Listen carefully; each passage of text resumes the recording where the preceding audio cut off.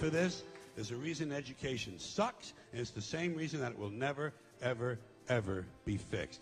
It's never going to get any better. Don't look for it. Be happy with what you got. Because the owners of this country don't want that.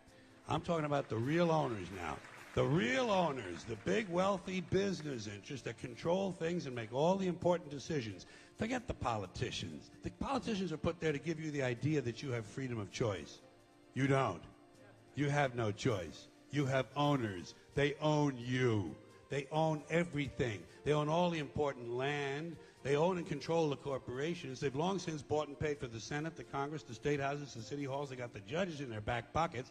And they own all the big media companies, so they control just about all of the news and information you get to hear. They got you by the They spend billions of dollars every year lobbying to get what they want. Well, we know what they want. They want more for themselves and less for everybody else. But I'll tell you what they don't want. They don't want a population of citizens capable of critical thinking. They don't want well-informed, well-educated people capable of critical thinking. They're not interested in that. That doesn't help them. That's against their interest. That's right. They don't want people who are smart enough to sit around the kitchen table and figure out how badly they're getting that threw them overboard 30 years ago. They don't want that. You know what they want? They want obedient workers. Obedient workers. People who are just smart enough to run the machines and do the paperwork and just dumb enough to passively accept all these increasingly jobs with the lower pay, the longer hours, the reduced benefits, the end of overtime, and the vanishing pension that disappears the minute you go to collect it. And now they're coming for your Social Security money. They want your retirement money. They want it back so they can give it to their criminal friends on Wall Street. And you know something? They'll get it. They'll get it all from you sooner or later because they own this. It's a big club, and you ain't in it. Yes. You and I are not in the big club. Yes! Yes! Yes! Yes! That was the late, great, the one and only George Carlin telling us 30 years ago what the objective was. Apparently, we should have listened to him at the time because what we are finding is that the wealth gap between rich and poor is at astronomical levels now. Oxfam has just found that the richest 1% in this country, the United States, grabbed at least 987 times more wealth per household than the bottom 20% since 1989. That is over the last 36 years, going on 37 years. In the past year, the wealth of the 10 richest U.S. billionaires surged $698 billion.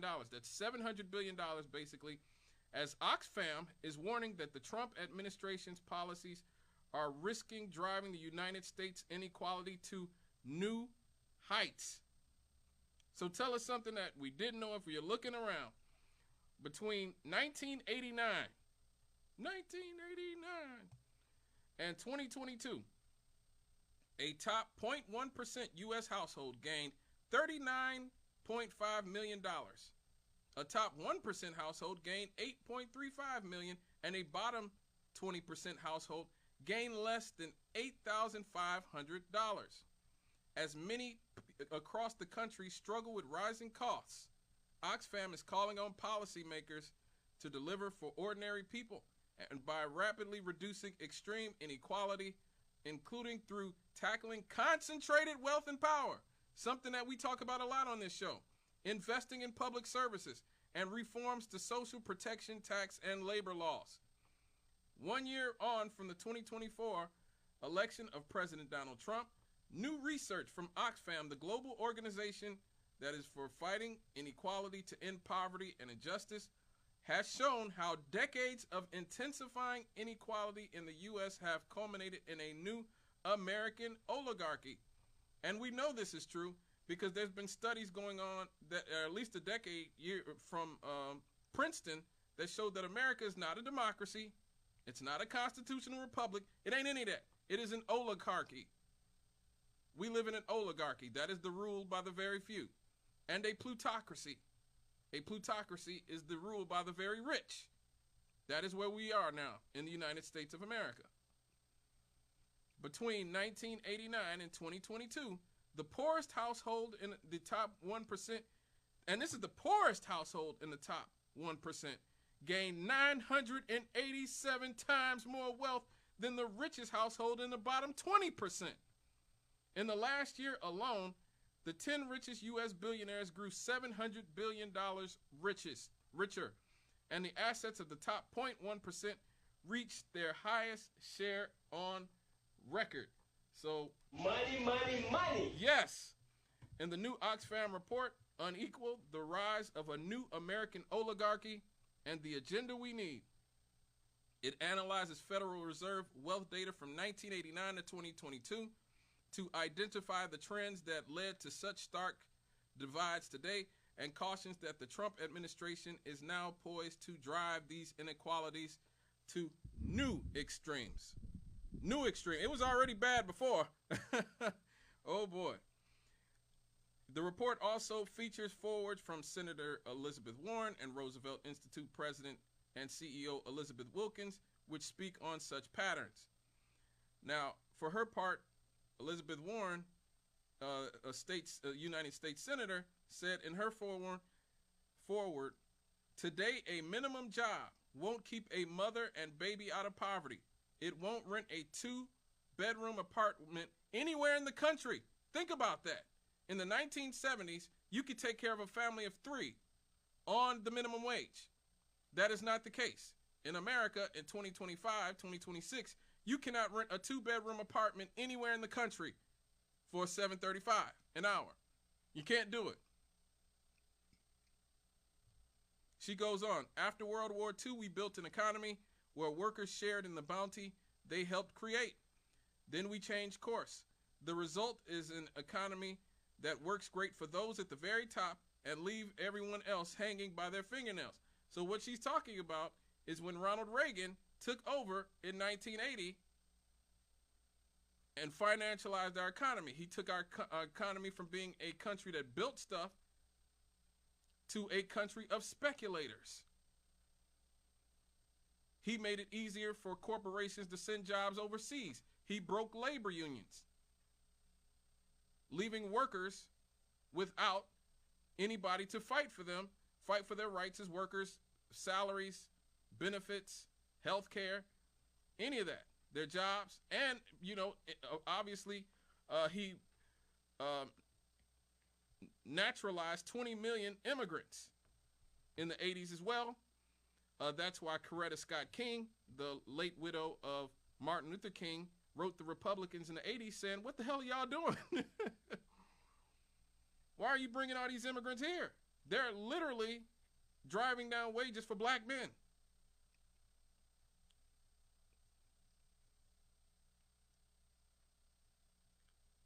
If you don't believe me, you can Google it. Please, Google Coretta Scott King's letter to the Republicans in the late 80s, early 90s about this very thing. While the wealth of the working and middle classes has barely grown in 30 years, the gains at the very top, disproportionately wealthy white men, have been astronomical. The share of national income going from the top 1% doubled between 1980 and 2022. Once again, 1980.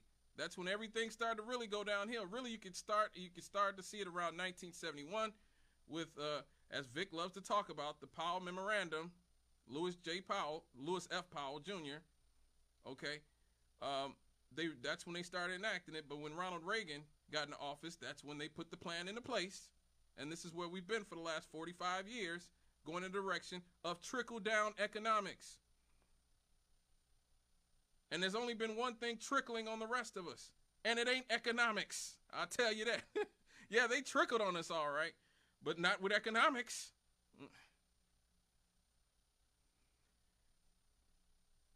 The share of national income going to the top 1% doubled between 1980 and 2022, while the share going to the bottom 50% decreased by a third. Today, the richest 1% own half of the entire stock market, while the bottom half of the United States population owns just 1%. So that's why whenever they try to tell you that how the economy is doing based on the stock market, you should know that these people are compromised. This is why our media, they want to own our media. We're going to get to that in the last segment of the show, why they want to own our media. That's why. So they can convince you that the economy is good because the stock market's good, even though the bottom half of the country's population, in terms of wealth, owns only 1% of the stocks. And as of 2024, over 40% of the U.S. population, including almost half of our children, is considered poor or low income. Now, why are they sending money to Ukraine again? Why are they sending money to Israel again? Half of American children are considered poor or low income, and they have money to send to Ukraine or the military-industrial complex or to prison-industrial complex or to Wall Street. Donald Trump has $500 billion to give to Larry Ellison, who we're going to talk about later on in the show, so he can spy on all of us with Project Stargate. They always find money for wars or to spy on us or to take away our freedoms. They always got money for that. As the late, great Tupac Shakur said, they got money for wars but can't feed the poor.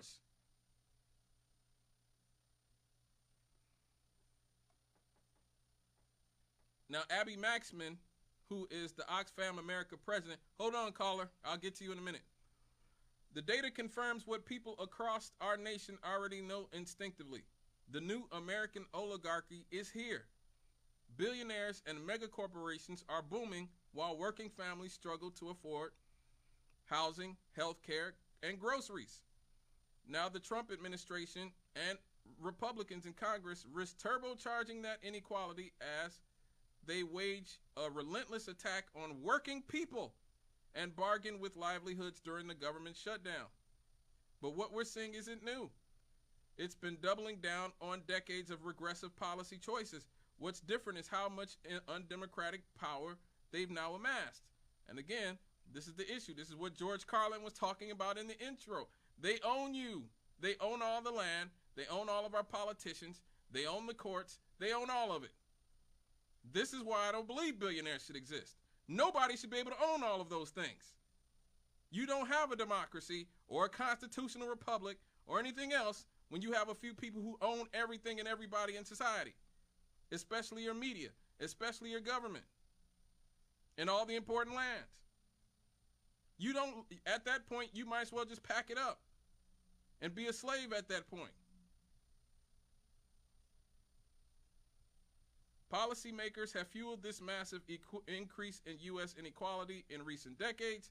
Major policy reform, especially on labor rights, the social safety net, and the tax code, have deepened divides, driving concentrated wealth and power at the top. For example, following decades of decline, the labor share of income recently hit its lowest level since the Great Depression, reflecting regressive policies that failed workers.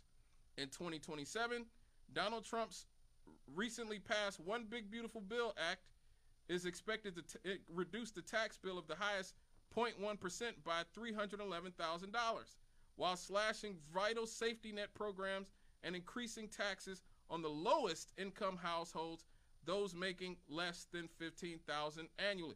And this is exactly why Donald Trump, the Republican, and just in general, I'm not even just going to blame it on Trump and the Republicans. We know the Trump and the Republicans are more overt about it. But this is why they vilify poor people. They don't vilify the people taking up all of our resources in our society to maintain a prison complex, a military industrial complex, a corporate industrial complex who buy up all of our media. Who do they vilify? People getting SNAP benefits. When virtually everybody on SNAP benefits are either children, the elderly, or the working poor. And that is virtually everybody. That's like 80% of the people on SNAP.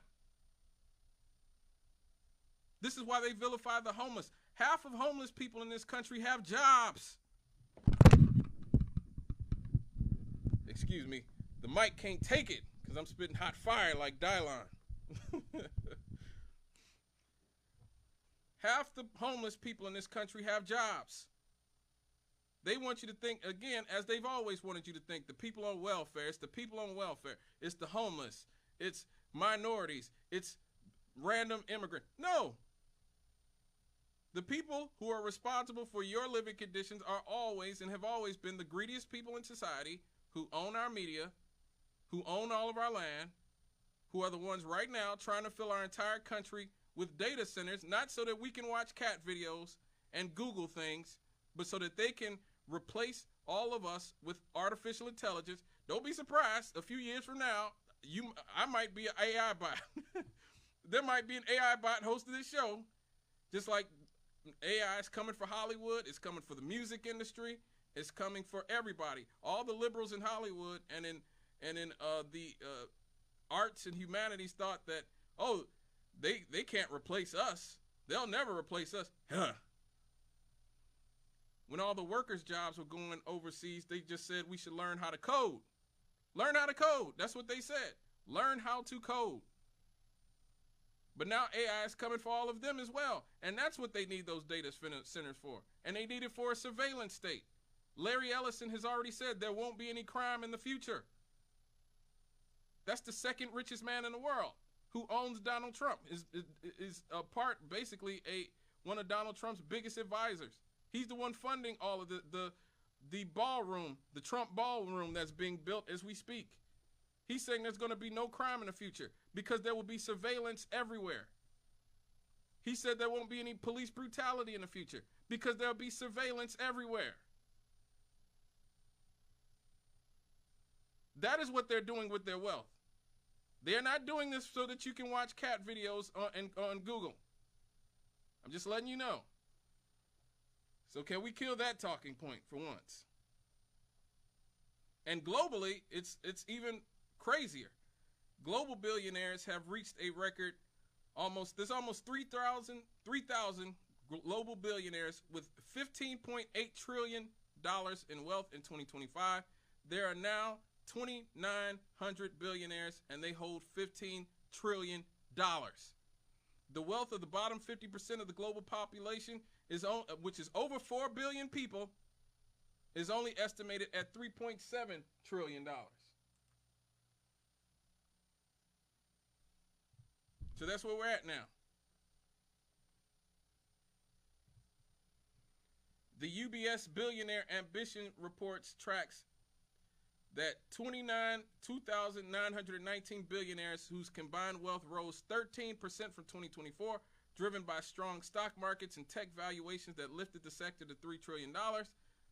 The U.S. tops the list with 924 billionaires holding $6.9 trillion, fueled by 196 new self-made fortunes and 91 inheritances totaling $298 billion.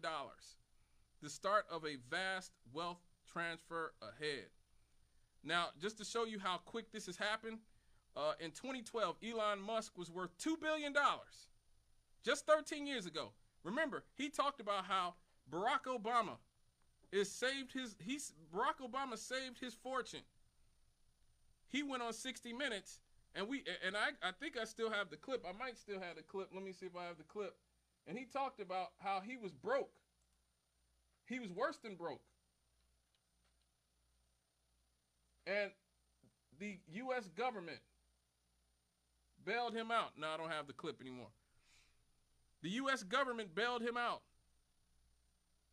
And he's worth $2 billion just 13 years ago. Now he's worth $700 billion.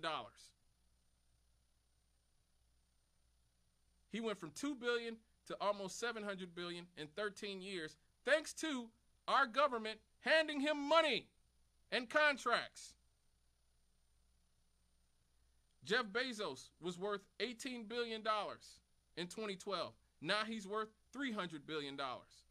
Mark Zuckerberg was worth $17 billion in 2012. Now he's worth $226 billion. Meanwhile, the minimum wage in 2012 was $7.25.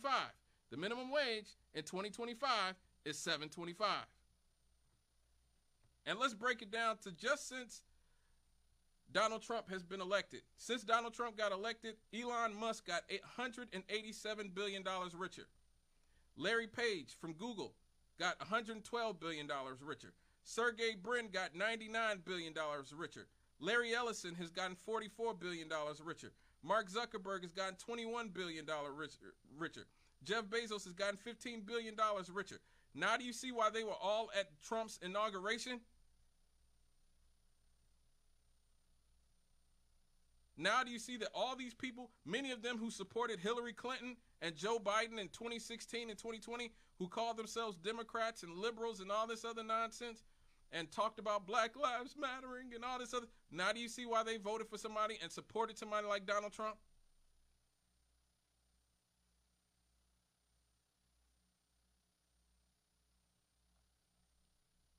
Now, luckily, again, the public is starting to see what is up.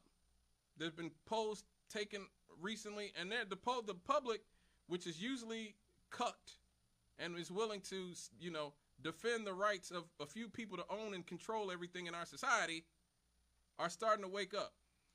In a YouGov poll that asked, do the rich have too much political power?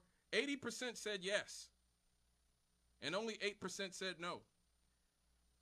When they were asked, are billionaires are currently taxed, 61% said they were taxed not enough. Only 18% said the right amount, and only 6% said too high.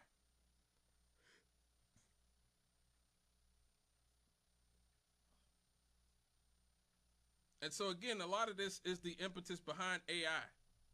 The emergence of AI. AI consumed as much water as the water bottle industry this year. Think about that. I'm drinking bottled water right now.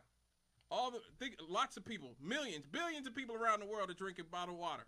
The AI industry just this year has consumed just as much water as all the bottled water companies.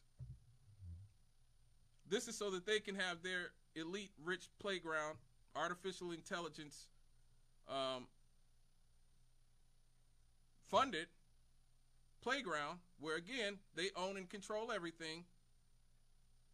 They mass surveil us to keep us from rising up against them because they know we're getting tired.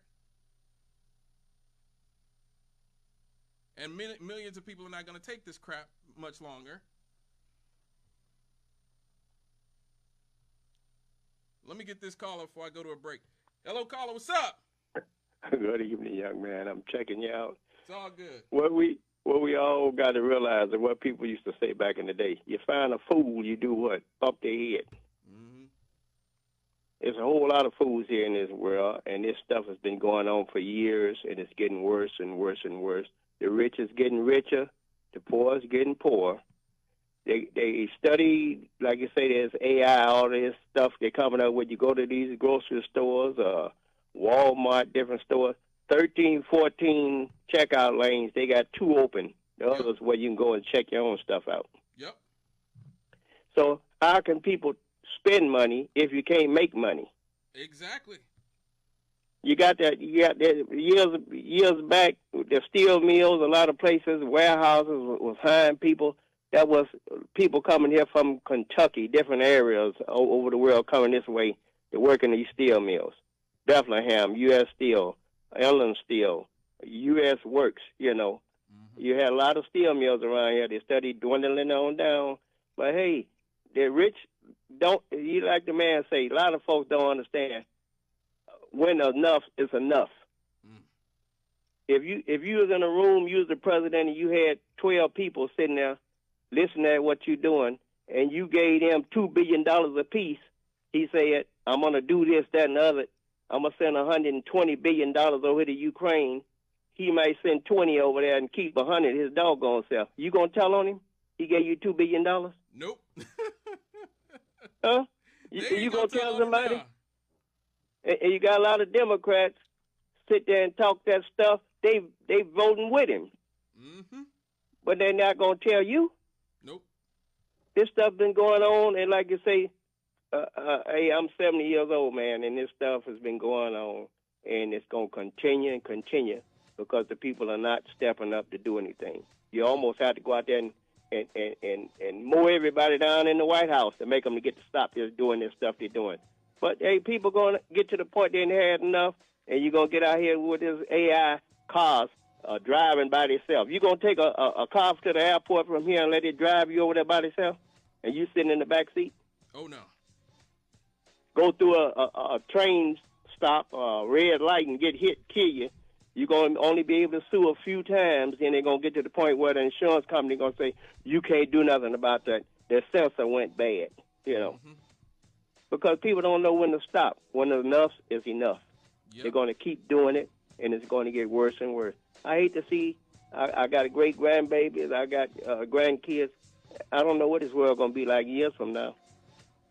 But I appreciate you, my man. It's all good, brother. I appreciate you, and thank you for calling.